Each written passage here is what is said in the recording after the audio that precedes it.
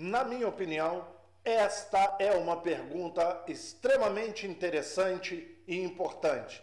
Teria Jesus realmente descido ao inferno para pregar aos espíritos aprisionados, como algumas pessoas afirmam?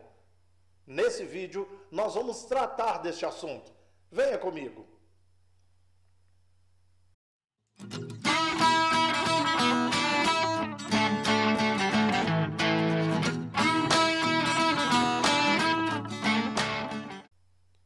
Eu sou o pastor Carlos Guimarães e este é o Evangelho em Poucos Minutos, um programa destinado a trazer esclarecimentos sobre assuntos polêmicos e a trazer luz sobre dúvidas como essa. E como eu já disse, algumas pessoas afirmam que aqueles 3 dias em que Jesus esteve morto, ele desceu ao inferno e ali ele pregou aos espíritos aprisionados. E ali ele teria tomado do diabo as chaves da morte do inferno. E essas pessoas dizem isso baseados em alguns textos da palavra de Deus, mas especificamente 3 textos. Vamos a eles. Apocalipse 3, Jesus diz o seguinte: eu sou aquele que tenho nas mãos as chaves da morte e do inferno. Efésios capítulo 4 diz que quando Jesus veio à terra, ele desceu às partes mais profundas da terra. E ali, quando voltou ao céu, ele levou cativo o cativeiro. Em 1 Pedro capítulo 3, a partir do verso 18, vai dizer que Jesus estava pregando aos espíritos em prisão. Será? É isso mesmo que esses textos dizem? Vamos trazer um pouco de luz. Como eu sempre digo, é muito importante para interpretarmos a Bíblia algumas regras de hermenêutica. Agora, dessa feita, eu vou falar só de mais uma vez, o contexto. Então, todo texto analisado fora do contexto, ele vai virar heresia ou vai dar margens para se cometer erros de interpretação. O que é o contexto? Eu apanho uma porção de um texto da Escritura, que pode ser um versículo, meia dúzia de versículos, um capítulo inteiro, uma frase apenas, não importa. Então eu tenho um texto. O que seria o contexto? Uma palavra antes do texto, uma palavra depois. Uma frase antes, uma frase depois. Um versículo inteiro antes, um versículo inteiro depois. O capítulo inteiro antes, o capítulo inteiro depois. O livro inteiro antes e o livro inteiro depois. A Bíblia inteira antes e a Bíblia inteira depois desse texto. Nós não podemos analisar um texto fora do contexto. Se não, vejamos, analise comigo. Alguns afirmam, Jesus morreu e os 3 dias em que ele ficou morto, ele ficou no inferno pregando aos espíritos em prisão. Mas antes de morrer, no diálogo dele com aquele ladrão na cruz, então o ladrão, num certo momento, vira para Jesus e diz assim: lembra-te de mim quando estiveres no teu reino.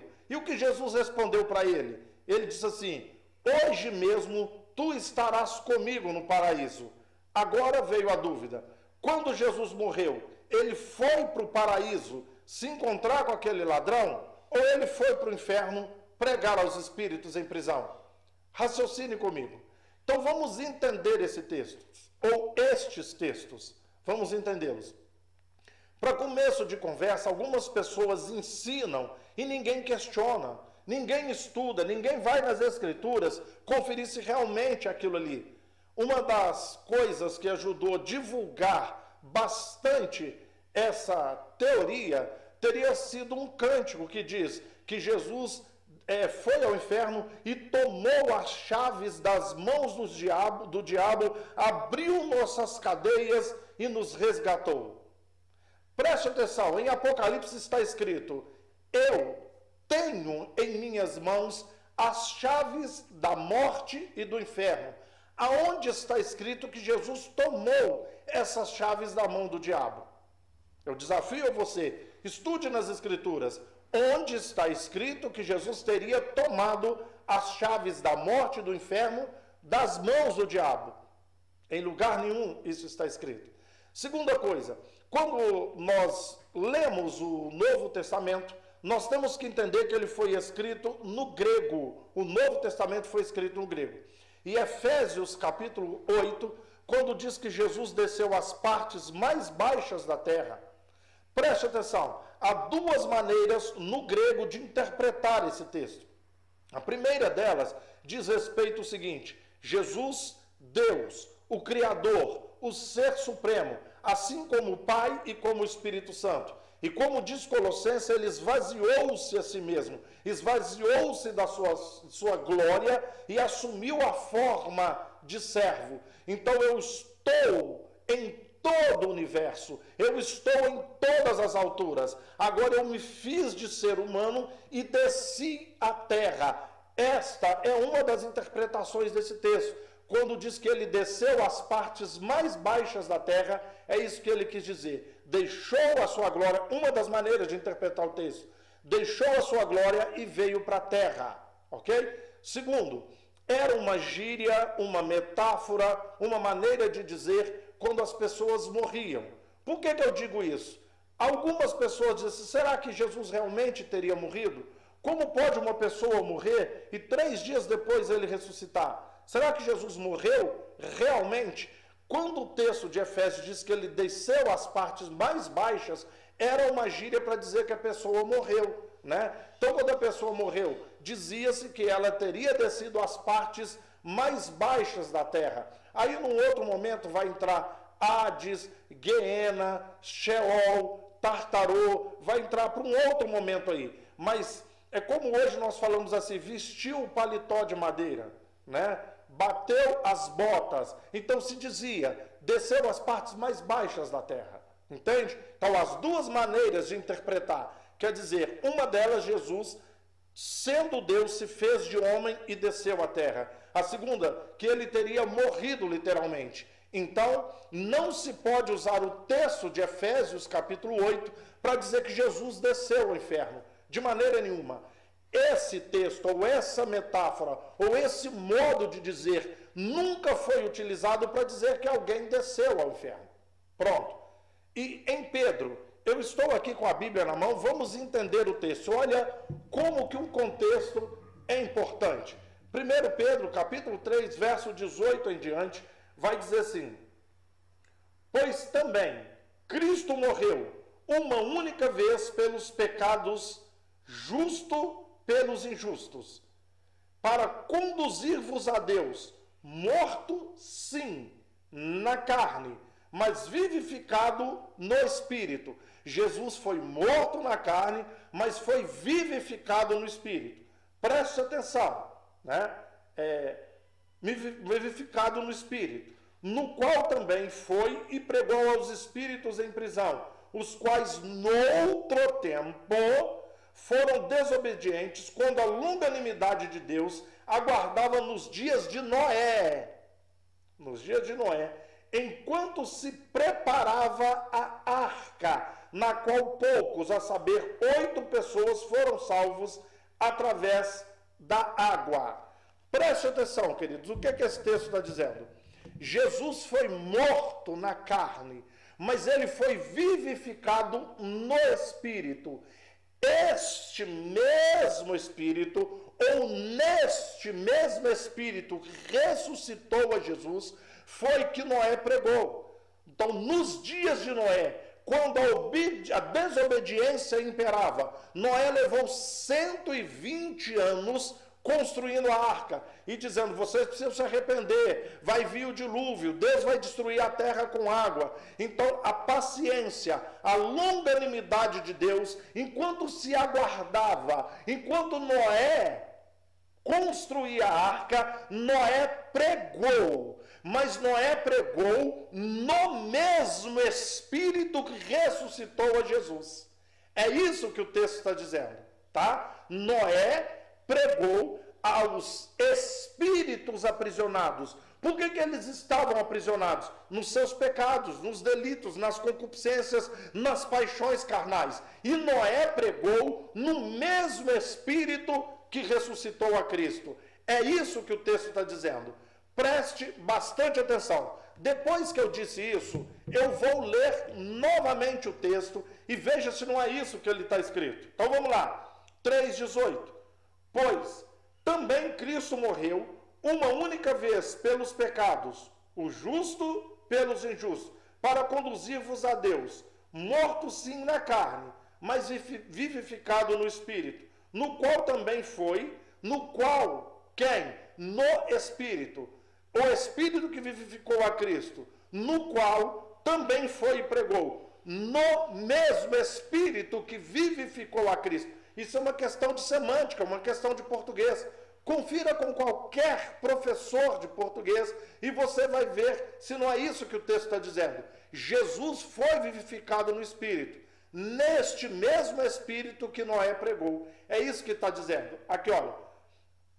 No qual também foi e pregou aos espíritos em prisão, os quais, noutro tempo, foram desobedientes, quando a longanimidade de Deus aguardava nos dias de Noé, enquanto se preparava a arca, na qual poucos, a saber, 8 pessoas foram salvos através da água. Entende? Então Jesus foi vivificado no Espírito.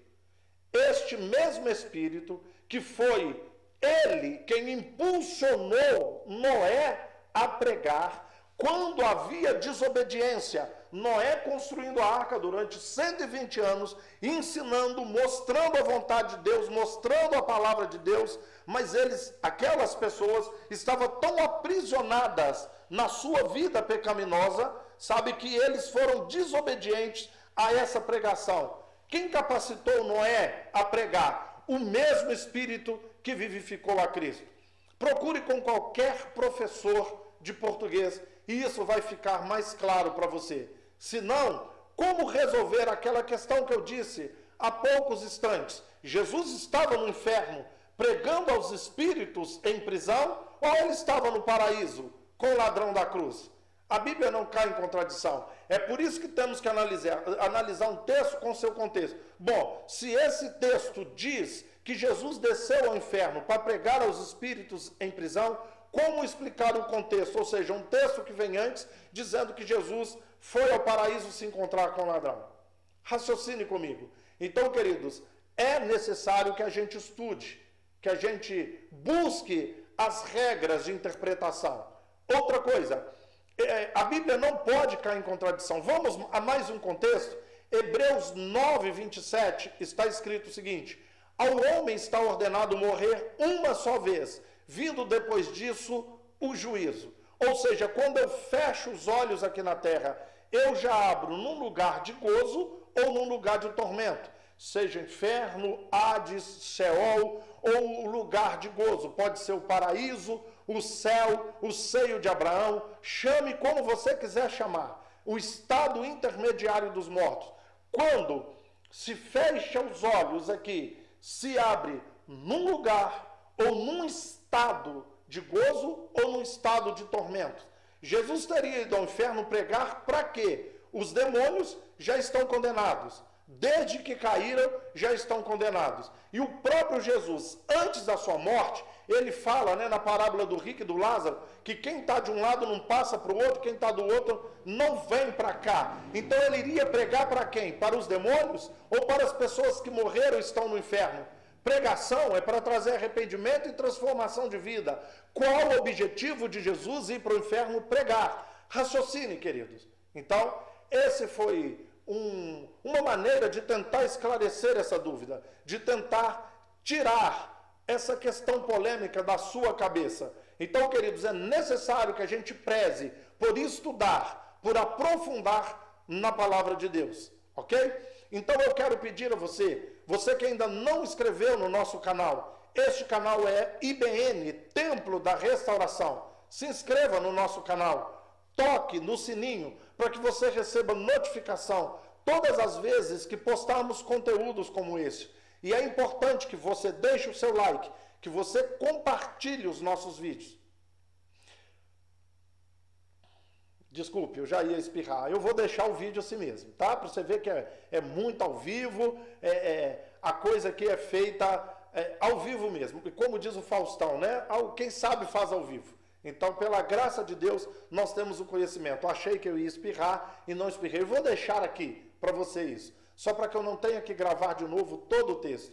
Então, é importante que você compartilhe com seus contatos os os nossos vídeos. E também deixe os seus comentários. Nos seus comentários você pode fazer perguntas, deixar dúvidas e sugestões para os próximos programas. Fique com Deus, um abraço e um beijo no seu coração.